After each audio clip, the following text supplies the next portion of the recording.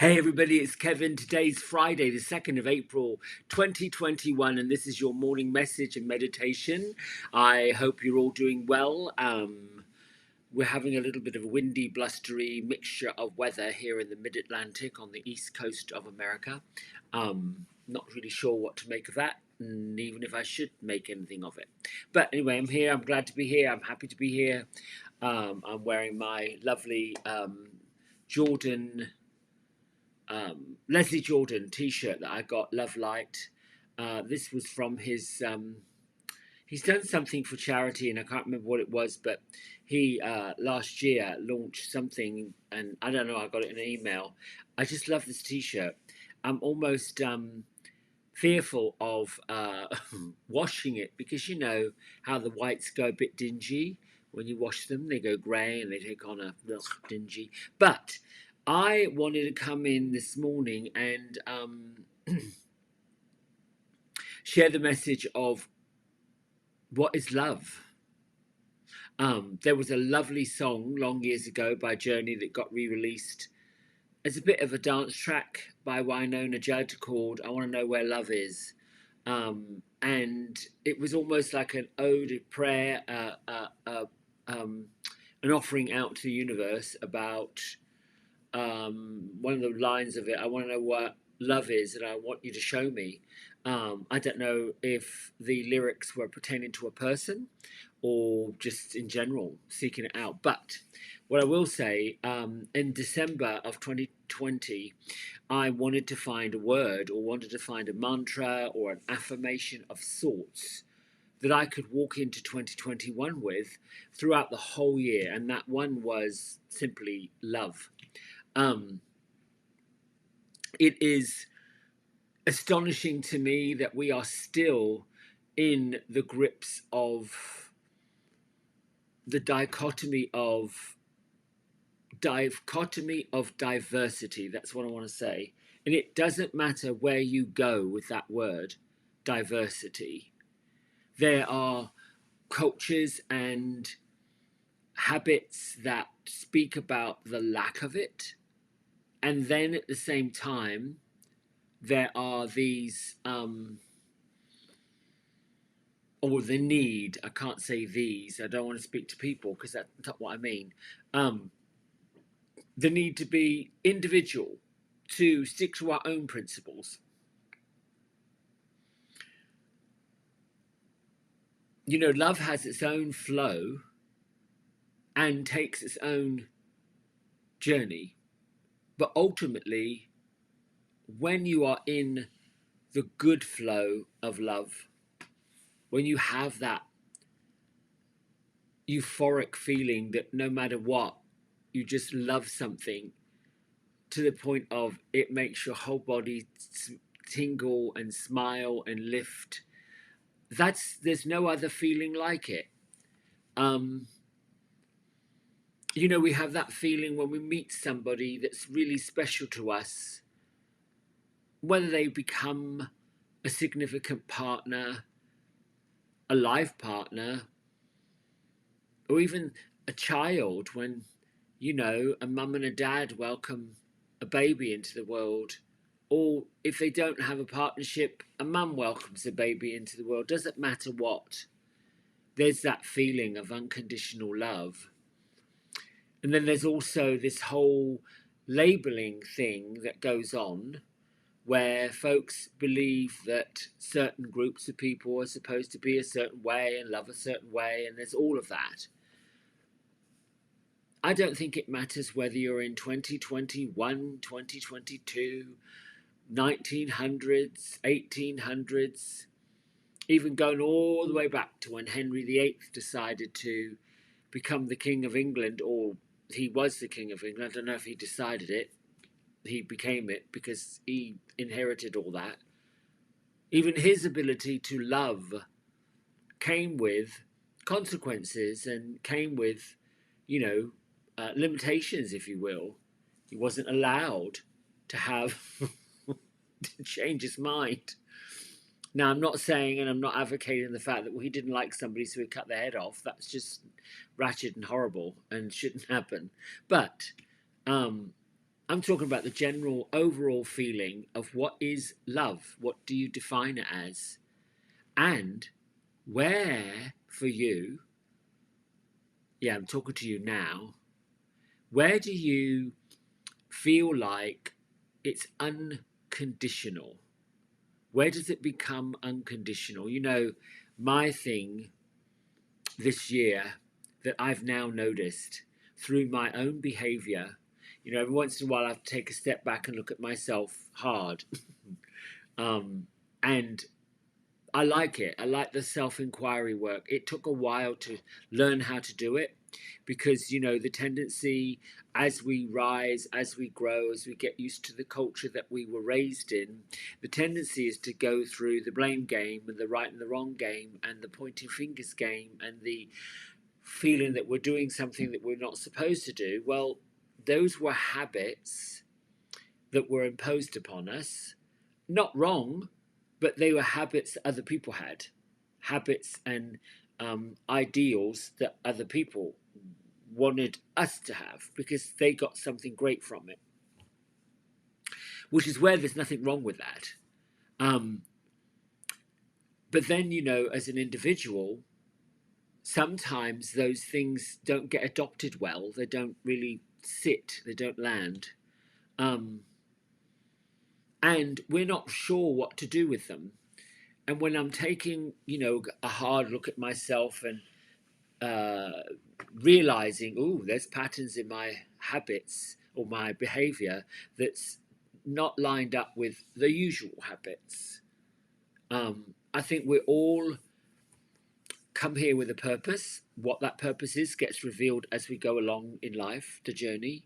Um, I would say it's likely linked, very much so, to the service of other people and the service of the planet itself, the ecosystem, all of those things, the service to young people, the service to babies. It's all an ongoing thing, whether or not we get paid for it and we make a living out of it. I am blessed that I found a skill set when I was very young that I loved and still love it and still get into the creative process. So all my needs in the area of love and understanding creativity are being met. Like, it is mind boggling that in nearly 60 I still get to do this, and in addition to it come out and do this, which I never thought I would do, all in the name of really loving other people for who they are, what they are, and how they are. Now, do I get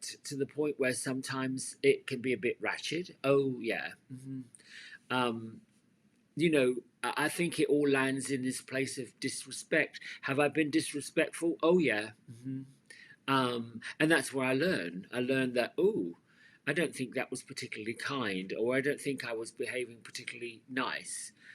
Now, in my maturing years, I've decided, well, I think it's time to own up to some of that stuff, to be a little more forgiving of when I've stepped out of line and been a bit, you know, no, no, no. And authentically said, I didn't intend to do that. I was in a bit of a mood. And that mood sort of got over and I went somewhere with it. Sorry. Um, it doesn't leave me off the hook. It just lets me know that I've got to be more careful with the way I approach things sometimes. And it leads us to today's message. uh, Love. So what came up? I'm shuffling through the cards. I'm wanting to know, what should I talk about? How should I discuss? And I'm going to read a piece that I do every day. It's an affirmation that starts with the words, deep at the center of my being is an infinite well of love. And now allow this love to float to the surface and radiate throughout my being. It consumes my mind, my heart, my body, my consciousness, my very being, and radiates from me in all directions and returns back to me multiplied. And the more I use this love, the more love there is to use. The supply is endless, and it goes on and on and on about, you know, loving my body and feeding it good foods, loving my home and putting wonderful expressions of love into it, loving the work I do, and using my talents and creativity, all of that. And it's a daily affirmation I do most days, every day actually, and it changes, it brings perspective to really what life truly, truly, truly is. So here is our card for the day. Honor your feelings.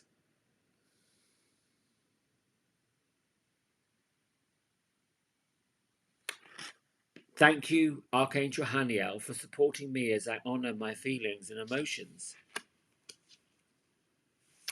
Somewhere written in here, it's from Angel Prayers, basically saying that it's the goddess of the moon. Her name means the grace of God. And this is a time where, oddly enough, in certain religions, Christianity, Catholicism, we were mourning the death of Christ on the cross. And many who practice the worship of religion, go to a church, see a priest or a preacher or reverend or whatever they do, bow their head and mourn whatever loss that is. And in speaking of love, it's the greatest emotion and the worst emotion that there is. You know, love that is lost, those that have passed on, that we loved, those that we loved that we no longer love or that no longer love us, an unrequited type of love. That's tough. It's difficult. Everybody, no matter who they are, want to be loved and deserve to be loved in that innocent, intimate, wonderful way that lets everybody know somebody cares about you, somebody wants you in their life, somebody chooses you, no matter what that is, no matter what constraints or boundaries that is. Sometimes it's easier to love a complete stranger that you very barely know because there aren't any boundaries, there aren't any conditions, there aren't any do this for me and I'll do that for you, any of that. And it's so strange that for lots of people, telling another person I love you is the most difficult thing to do. Brings up all sorts of things. And yet others, they trot it out because it's pretty simple. I love you. It's just simple as that, easy. No matter what the emotion, and as Archangel Haniel is talking about, expressing your feelings and being okay with it, there's a skip, a piece that goes with it that says, you know, what do you make that mean? And what we make things mean actually determines whether or not we go through with it or stand by it or move forward with it. For example, if someone who comes to you that you're not necessarily romantically attached to just blindly says, I love you, for some that feels uncomfortable. For others, it's considered highly toxic and flammable and just no, unwanted, unrequited, and there's a lot of fluff that goes up with it. And then another person can say to somebody, I love you. And that person they're saying it to can feel overwhelming joy, overwhelming, like, my goodness, this is what I've wanted to hear all my whole life, whatever. So is that word, what is love? What is it? And what does it mean? How do we make it mean? Do we mean, what do we mean? Sometimes I think, for me, it's like an essence, an energy, a bit of, I don't know, something that's of us, about us. As Louise Hay said in that affirmation, it is my mind, my body, my heart, my consciousness, my very being, and radiates out and then returns multiplied. That's love. You know, when somebody's hurting, really hurting, really at the lows of the low, you know, let's go have a cup of coffee and a chat. Get it out, talk about it. Let's sit. That's what I love to do when I'm sitting in the chair, and I can usually feel. Thankfully, I've got these sensitivities, which comes with, you know, learning the journey of unconditional love comes with these sensitivity feelings. The feeling that, oh gosh, you know, we have the tears and we have the feeling of anger, we have the feeling of rage, we have the feeling of euphoria. Um, for most of us, we put those down underneath, cover them up. Don't want people to see vulnerability. Like, oh gosh, no, I can't show that. Makes me look weak. Makes me look silly. Makes me look stupid. To who? I think it's the greatest feeling in the world. Unbelievable. Other people want it, and they want to steal it too. That's another thing. Folks that don't understand love, but they see other people being loving to one another. So there's this mimicking going on. There's faking going on. Anyway, I digress. Just leaving you with that. Leaving you that feeling of what does love mean to you and how do you express it, and where do the conditions come and go. Don't beat yourself up over it, just ponder it. How does it make you feel? You know, yeah, how does it make you feel? Done. Let's go on to our daily message and then we'll meditate. I might find something in that book. I've got this book. I love this book. I do. I really do. I have it on tape and I have it on in print form. But this is the 30th anniversary edition. The other one I got, oh gosh, when it was first introduced back in the 80s. I'm going to look to see when it came out because I remember doing some rebirthing work right around the time that this was published, and it was going around all of the New Age practitioners, rebirthers, the channeling sessions I took. Let's see, I'm trying to think, but it was the book that got published that launched Hay House. Let's see, 1984. Well, no, it was a bit later than that I discovered it. I was more the 87, 88 group that got it. First edition, October 1984. Second edition, November 1987. So I got it around 88, somewhere like that. There's a special edition that came in 2006. And then this fourth edition, November 2017. I think each change or edition, if you will, gets a little tweaked.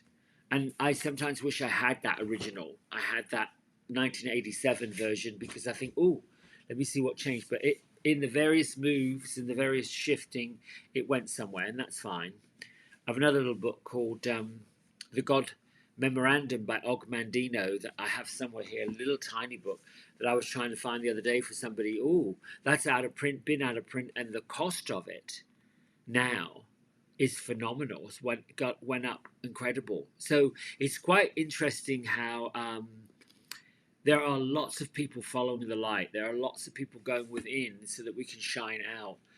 And I'm liking that. I'm loving it. I'm liking the way that, yes, we live in a world that's a bit torturous right now, and yet from it comes light. Darkest before the dawn. All right, let's get on with this. Well, this is no accident that we get to this. April the 2nd in our book, Discover the Power of Meditation. I saw Spirit Rock Center, a meditation center, as I drove along the highway in Northern California. I turned into the parking lot and watched as people moved about the grounds very slowly. They were practicing a walking meditation. Meditation teaches us to relax, to connect with our body, to let spirit and body become one. Many of us spent years abandoning ourselves, our emotions, and our bodies. We've been present for we've been present for others, and now the time is for us to stay present for ourselves, fully and completely. Meditation helps us leave our routine just for a bit to slow down. We deliberately exhale stress, tension, and fear. Then we inhale light, beauty, peace, and love. We slow our minds and slow our bodies until we reach that quiet place. Meditation can renew us and help us return to our lives refreshed. Meditate. Take time to inhale peace and exhale fear. Take your meditation back to life. Walk slowly. Stay present to yourself more fully and completely than ever before. You too can turn your life into a walking, waking, deliberate meditation. You too can turn your life into a walking, waking, deliberate meditation. I'll add one thing to that.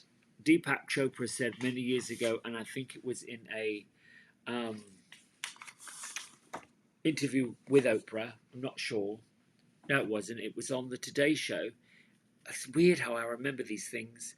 He was talking to Hoda Kotb. They were doing a meditation. It was about a year or so ago, and the question came up: how long do you meditate for? And he said hours, sometimes days. And they were aghast because they thought that sitting there with your eyes closed, inhaling and exhaling for days on end seemed incredulous. Well, no, not really. When I finish the meditations that we do every day together, I leave that feeling of openness with whatever essence has come in and let that just be. And sometimes, if you notice, the more you do it, there's a connection that happens between the feeling that you're left with at the end of the meditation and then when it returns when you do it again. And if you are an avid practitioner, as you raise your vibration, the lower vibrations of being stuck in the daily routine of must do in the physical and all those things, the chores, that begins to dissipate. Because raising the vibration means that the connection you have to rote routine and habits and stress and all that begins to lift and it begins to dissipate. It is not something that is a step by step, piece by piece, get there quick type of thing. It's not anything that you graduate from. It isn't, yeah, exactly. There's no end to it. It's just a delicate, gentle shift, little by little, piece by piece. Before you know it, you're already shifted and changed, and other people notice it who haven't seen you for a while. They see that piece. And at first, it's quite nice to see that the way we are, other people are noticing it. So we see it from the perspective of another person. So it just lets us know, oh, yeah, okay, this is it. Eventually, that feeling that we have of being in a meditative state all the time, the bliss, the joy, the easygoing, nothing's a big deal, nothing's a bother.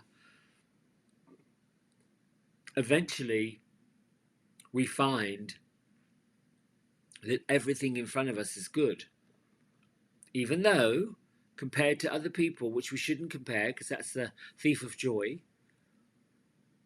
other people could be saying, this doesn't bother you, you seem to be perfectly okay with it.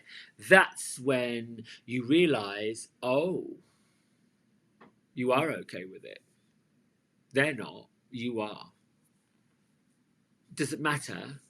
You've just taught somebody that, well, it is what it is. We just move on and accept it as it is. Because you really can't change things that don't quite work out. You know, a disappointment is an expectation that didn't quite work out. That's it. So what do? Not have any expectations? Yes, you have to have expectations, but you have to line up the feeling of the expectation. You know, you think about something, dream about something, get excited, get in it. Like, oh yeah, I want that. I feel good about that. I'm getting the jiggy going on with that. Let that happen. Let that feeling happen. And when it doesn't happen, instead of saying, well, Lord, I set myself up, I did all that work, I got excited, I got jiggy with it, and look, it didn't happen. That's because something better is about to happen. So then you can get excited about, oh, I'm going to get surprised because what I was expecting and thinking didn't happen, but that means something else is. Something else is right around that curtain. A big surprise, a miracle. If you look at it that way, nothing is a problem. It's all okay. You know, I think that's the issue that we're having in our lives right now. The culture, everybody around, they want to control what happens. They want to think that they're being controlled. No. Yes, some cultures and some countries, they are controlling. There is no real choice. It could be. I mean, I don't know what that's like to live in an oppressed society. I don't know. I mean, I'm blessed and thankful that that's not happening. Done. All right. Let's put our feet flat on the floor, close our eyes. Big breath in. Let it out.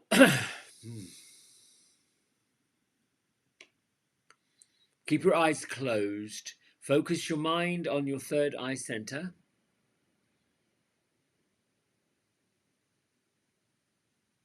And bring your head and your consciousness to the soles of your feet. Think about the surface skin on the soles of your feet connecting with the Mother Earth. And from the Mother Earth, allow the light, bright energy to rise up through your body.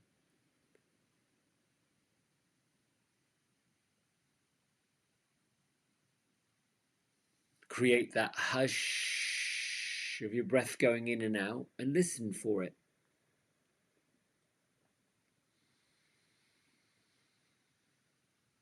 Integrate your conscious mind inward to your physical body and what's actually presently going on. How does your skin feel against the temperature?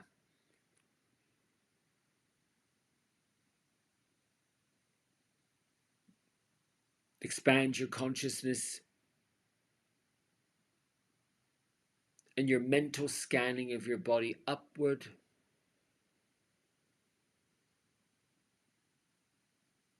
Pay particular attention to the large joints, your hips, shoulders,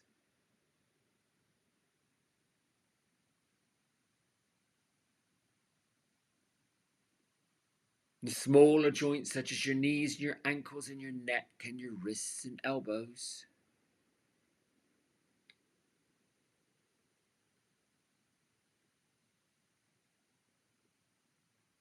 Breathe loving, healing light into all areas of your body, from your bones to the ligaments that join your muscles to them,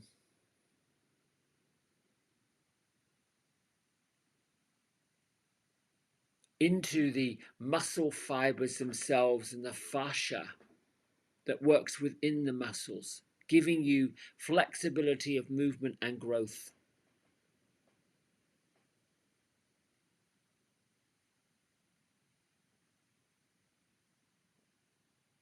Breathe in and send that healing light to your skin, the surface of your skin, and allow it to radiate beyond your skin in every direction.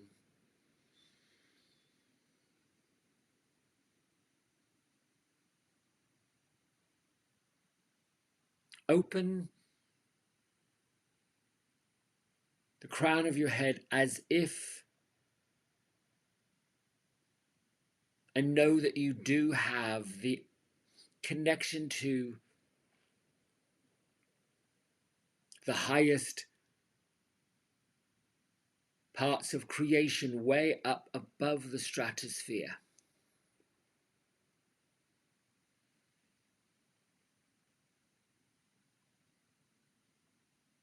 You are part of a bigger energy field.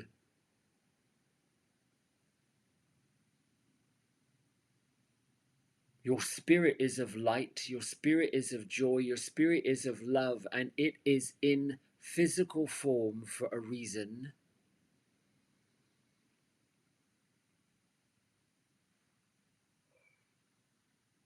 We'll begin with a cleansing prayer that you can repeat after me, or allow the words to land in your heart and send out.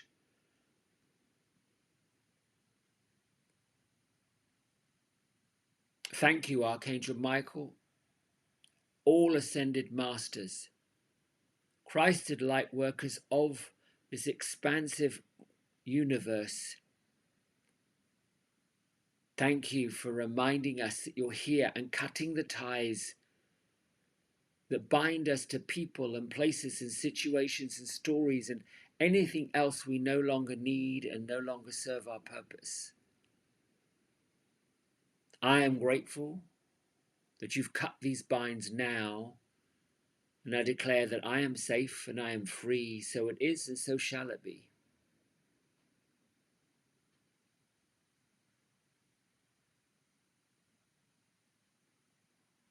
Allow your breath, allow that energy to lift, burn, extinguish, cut, and remove anything that stands in your way for being the great and brilliant, powerful person you are.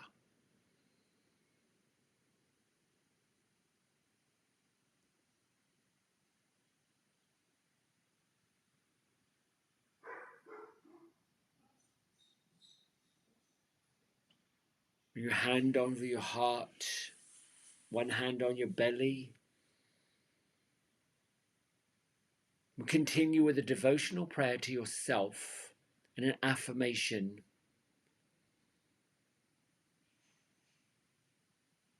I am the keeper of my mind and my body, and wherever love is flowing and going,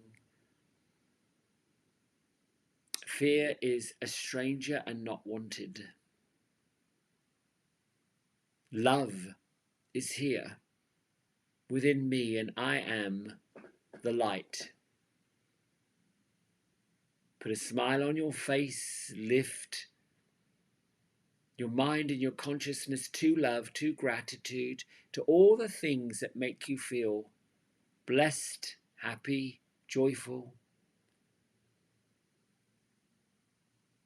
As you increase your breath, increase the energy that's coming down from all areas of the universe into you.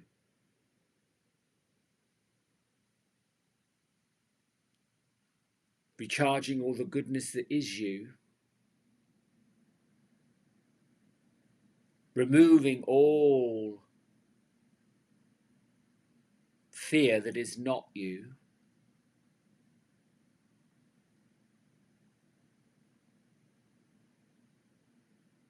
Allow this light, allow this feeling, allow this joy, this happiness, this love for yourself to engulf every fiber of your being, every piece of your consciousness, every cell within your body and beyond.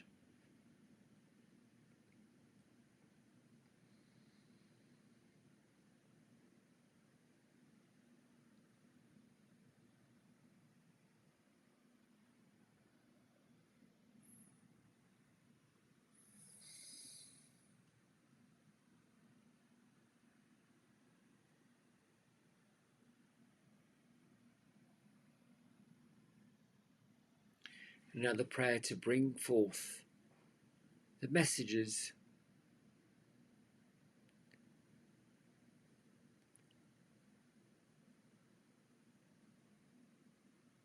thank you, angels, archangels, ascended masters, guides, spirit guides.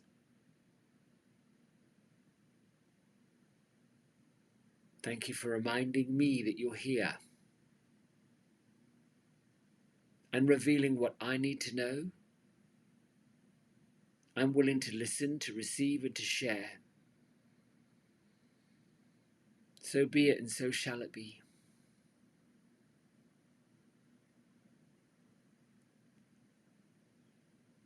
Allow your consciousness to settle between your third eye center and create that feeling that you are among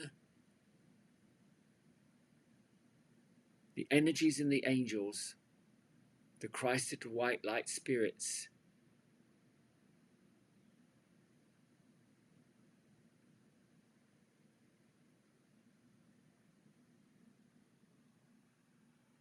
Listen to what you're listening to, hear what you hear.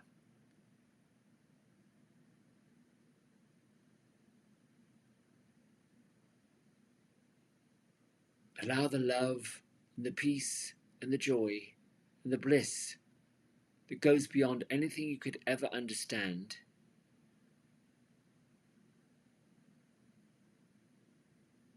Allow the energy to be without reason, without meaning.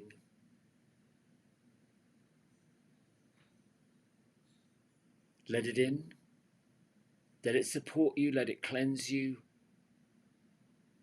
Let it hold you and keep you.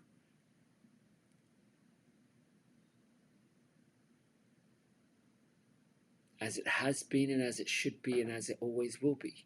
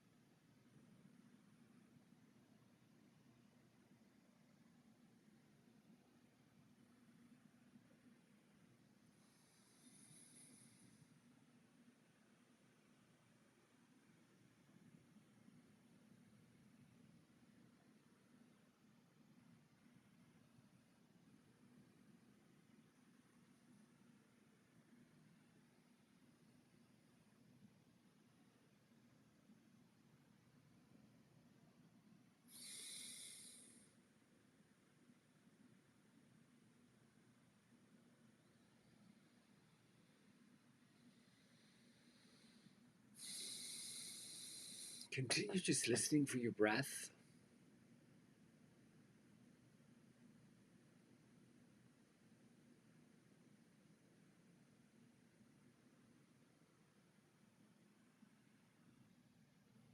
There's a visualization. You can bring your face upward. Use your imagination to create the feeling of the sunshine on your face.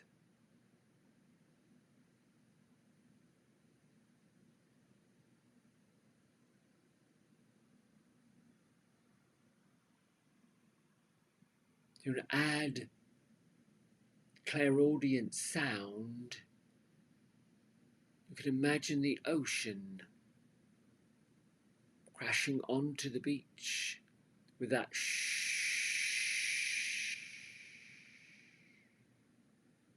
noise as the sea foam hisses before being pulled back out.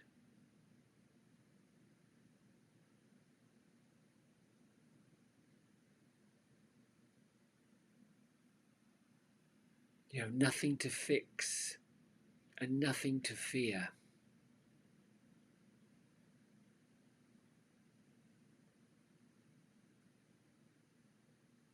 All trauma and difficulty, all struggle and strife has and always will be resolved.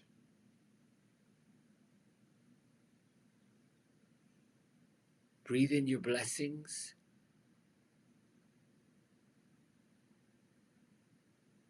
Release your fears with your exhale.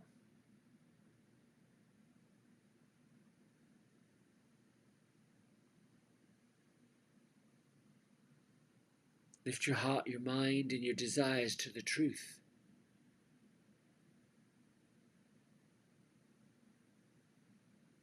Remove, release, and delete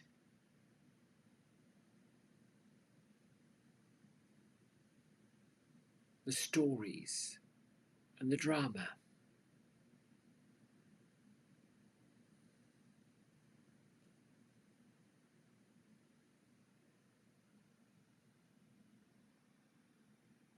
Let the power of truth, let the essence of love expand with each and every inhale. Know that this feeling is unconditional. This feeling is abundant. This feeling is never ending.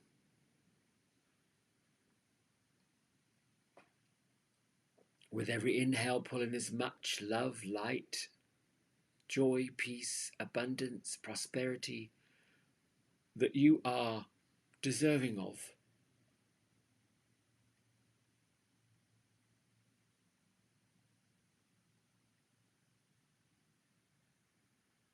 Release and delete anything that stands in the way of it.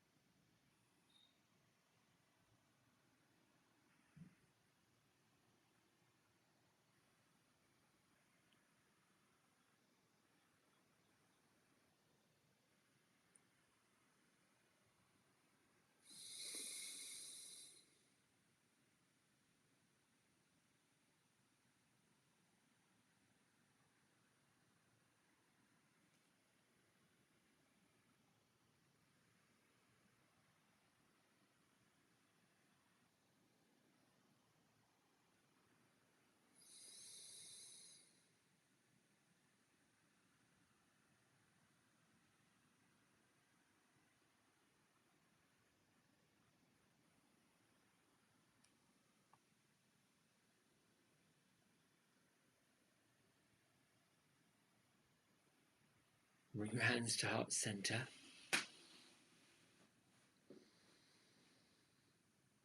Honor yourself. Honor who you are.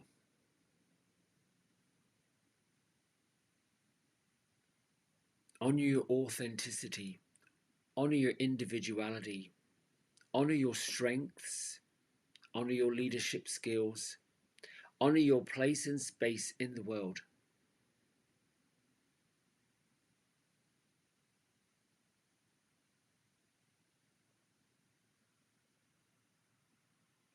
Lift your thumb knuckles to your third eye center, and together we bow and say, Namaste. That was lovely. I enjoyed that. Sometimes I wonder if I just call it Miriam energy. It's all I know. That comes through and talks. And I'm trying to how to explain that to you.